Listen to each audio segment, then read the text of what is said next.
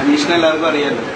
നമ്മുടെ ആലപ്പുഴ WNC ആശുപത്രിയിൽ ഡോക്ടർമാരുടെ സംവിധാനത്തിൻ്റെ അനാസ്ഥം ഒരു ശിശു ജനിച്ചു.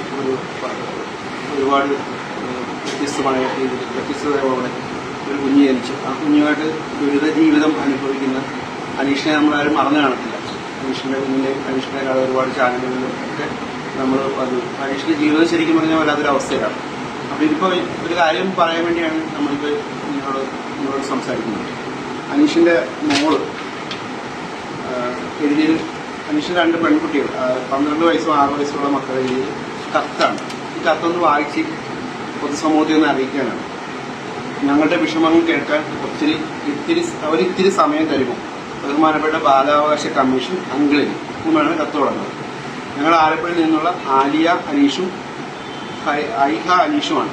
ഞങ്ങൾക്കിപ്പോൾ വലിയ വിഷമമുണ്ട്. ഞങ്ങളുടെ വീട്ടിലൊരു കുഞ്ഞനിയനുണ്ട്. ആ കുഞ്ഞിനെക്കുറിച്ച് കുറച്ച് അസുഖങ്ങളുണ്ട്. ഡോക്ടർമാർ രാവിലെ ചേച്ചിമാരും ചേട്ടന്മാരും ശ്രദ്ധിക്കാത്തത് കൊണ്ടാണത്രേ ഞങ്ങളുടെ കുഞ്ഞനിയന് ഇങ്ങനെ സംഭവിച്ചത്. ഇപ്പോൾ ഞങ്ങളുടെ വീട്ടിൽ ഒരു സന്തോഷവുമില്ല. ഞങ്ങളുടെ വാപ്പിക്ക് പണിക്ക് പോകാൻ പറ്റുന്നില്ല. വാപ്പി വണ്ടി ഓടിച്ചാണ് ഞങ്ങൾക്ക് ആഹാരം ഉടുപ്പും കളിപ്പാട്ടങ്ങളും ബുക്കും ബാഗും ഒക്കെ വാങ്ങിത്തരുന്നത്. ഞങ്ങൾ ആലപ്പുഴ സെന്റ് ജോസഫ് സ്കൂളിലെ 7ാം ക്ലാസ്സിലും 1ാം ക്ലാസ്സിലും പഠിക്കുന്ന വിദ്യാർത്ഥികളാണ്. ഇപ്പോൾ വരുമാനമൊന്നുമില്ലാത്തതുകൊണ്ട് ഞങ്ങൾക്ക് എല്ലാം വലിയ ബുദ്ധിമുട്ടാണ്. അനിയന്റെ അസുഖം കാരണം വാപ്പിയും ഉമ്മയും എപ്പോഴും കുഞ്ഞിന്റെ അടുത്താണ്. ഞങ്ങളെ ശ്രദ്ധിക്കാൻ അവർക്ക് സമയം കിട്ടുന്നില്ല.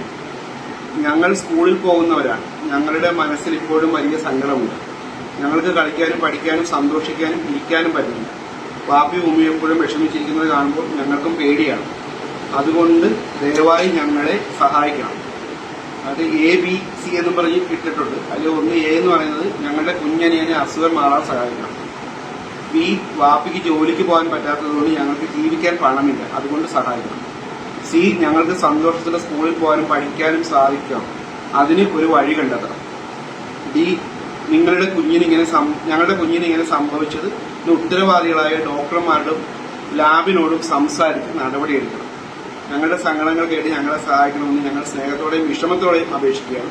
ആലിയ അനീഷിന്റെ ഒപ്പും വാപ്പിയുടെ ഉമ്മയുടെ ഫോൺ നമ്പറും അവരുടെ വയസ്സും വെച്ചുകൊണ്ടൊരു കത്താണ്. അപ്പൊ ഈ കത്ത് എഴുതിയിരിക്കുന്നത് ബാലാവകാശ കമ്മീഷൻ അങ്കിളിനാണ്. പക്ഷെ ഈ കത്ത് ഞാൻ നിങ്ങളുടെ മുന്നിൽ സമർപ്പിക്കുന്നത് സമൂഹത്തിന്റെ മുന്നിൽ. ഇതിനെന്താണ് മറുപടി പറയേണ്ടതെന്ന് മാത്രം സമൂഹം ചിന്തിക്കുക.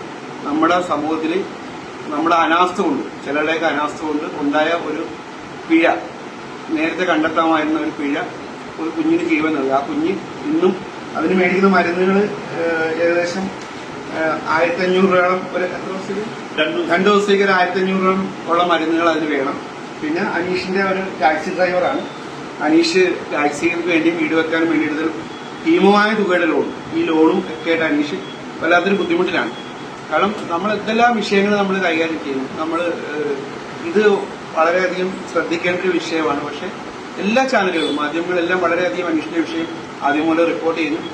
നമ്മുടെ സംവിധാനങ്ങളൊന്നും പക്ഷെ എടുത്തു പറയാതിരിക്കാൻ പറ്റില്ല. നമ്മുടെ ജനപ്രതിനിധിയുടെ കൂട്ടത്തിൽ ശ്രീമാൻ KC വേണുഗോപാൽ ഇടപെട്ടാണ് ഇങ്ങനെ ആശുപത്രിയിൽ നിന്ന് ഡിസ്ചാർജ് കൊണ്ടുവന്ന് വീട്ടിലെ സുരക്ഷിതമായി ഓക്സിജൻ ഒക്കെ ശ്വസിച്ച് കിടക്കാനുള്ള സംവിധാനം ഉണ്ടാക്കാനായിട്ട് സഹായിച്ചത് ശ്രീ KC വേണുഗോപാൽ മാത്രമാണ്. അദ്ദേഹത്തിനുള്ള നന്ദി എന്തായാലും ഈ അവസരത്തിൽ പറയാനും കൂടെ മടിക്കുന്നില്ല, അതുകൊണ്ട് പറയുകയാണ്. എന്തായാലും അനീഷിന് ഈ കത്തിനൊരു മറുപടി സമൂഹം തരണം. നിങ്ങൾ ചിന്തിക്കണം. നിങ്ങളുടെ മനസാക്ഷിയോട് ചോദിച്ചിട്ട് ഈ കത്തിനൊരു മറുപടി നിങ്ങൾ ഓരോരുത്തരും നിങ്ങളുടെ മനസ്സിൽ ഇതിനൊരു മറുപടി കണ്ടെത്തണം.